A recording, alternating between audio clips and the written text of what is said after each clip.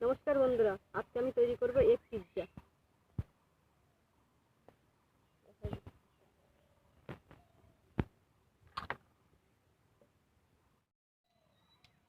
আমি কড়াই অল্প একটু জল দিয়ে দিচ্ছি।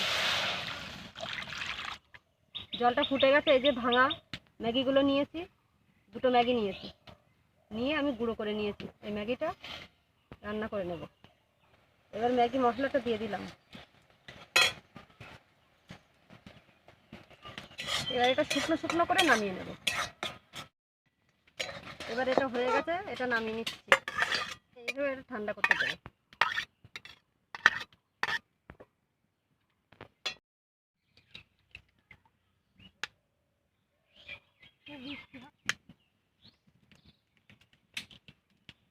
অল্প একটু লবণ দিয়ে দিচ্ছি।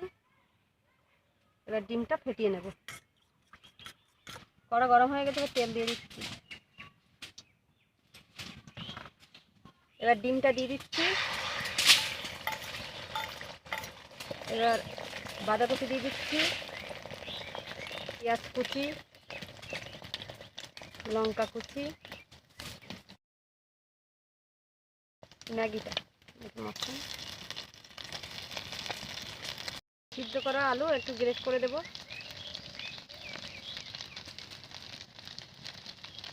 ঢাকা দিয়ে দিচ্ছি 1 মিনিটের জন্য। 1 মিনিট হয়ে গেছে, এটা তুলে নিচ্ছি। এবার একটা প্লেটে এটা ঢেলে নেব।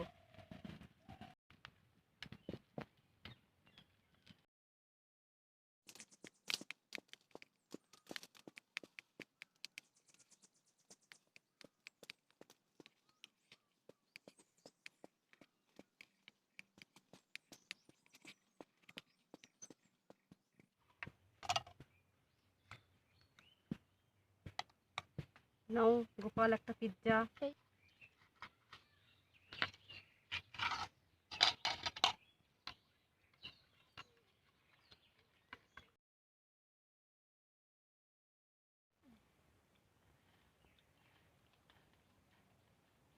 ভালো হয়েছে বন্ধুরা, বাড়িতে তোমরা তৈরি করে খাবে।